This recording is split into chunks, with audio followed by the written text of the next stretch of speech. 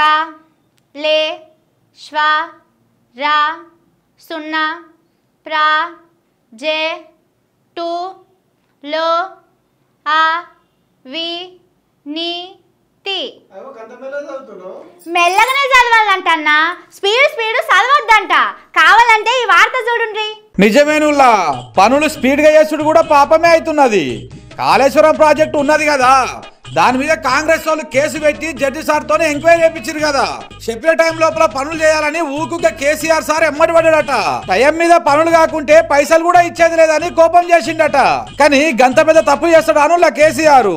పనులు చేసేటోళ్లకు ఏం చెప్పాలి? పనులు మెల్లగా చేయిర్రి, ఓ 20-30 పనులు చేయాలి, ఇంకో 20-30 పనులు డబుల్ రేట్లకు చేయాలి. పనులు చేయకుండా పైసలు ఇవ్వాలి. వచ్చిన పైసలు కాంట్రాక్టర్లు సర్కార్లు ఉన్నోళ్ళు పంచుకోవాలి. 30 ఏళ్ళైనా ప్రాజెక్ట్ అయిపోవద్దు, జనాలకు నీళ్లు రావద్దు.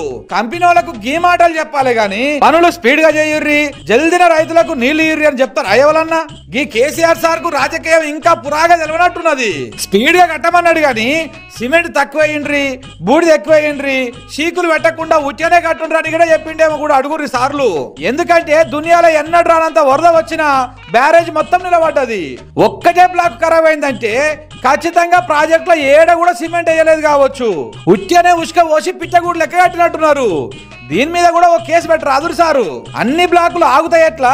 ఒక్క బ్లాకు ఊసిపోతుంది ఎట్లా? 3 ఏళ్ల ప్రాజెక్టు కట్టి పబ్లిక్ కు నీళ్లు చూడెట్లా?